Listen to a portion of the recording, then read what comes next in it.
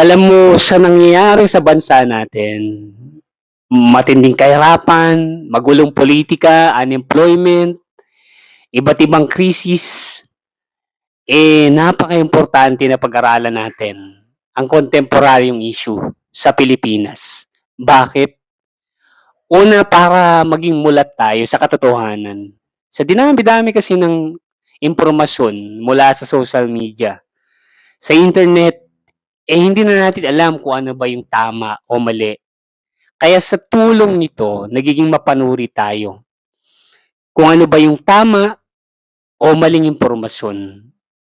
Ibig sabihin nito, hindi tayo basta-basta naniniwala sa sabi-sabi. At dahil dito, nagiging responsable tayo na Pilipino. Ikalawa,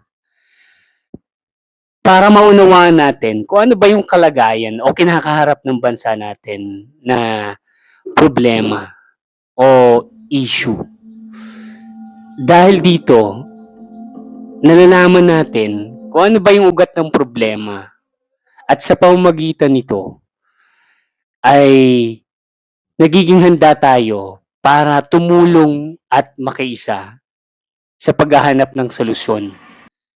Ikatlo, nahuhubog nito ang kritikal na pag-iisip natin.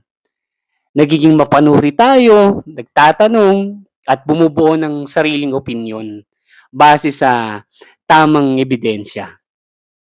At higit sa lahat, inahanda na tayo nito bilang kabataan, bilang mamamayan.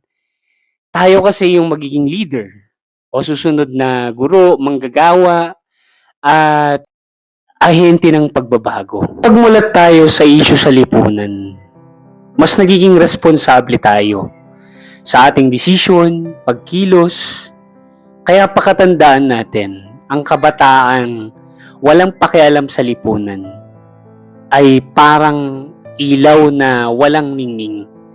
Ngunit ang kabataan na may kaalaman, may malasakit, ang siyang tunay na pag-asa ng bayan. Kaya hindi lang tayo dapat tagamasid ng mga pangyayari, maging mapanuri, mulat, at bahagi ng pagbabago.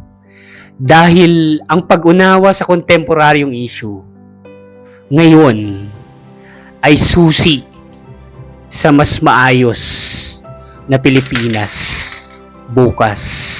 Maraming salamat.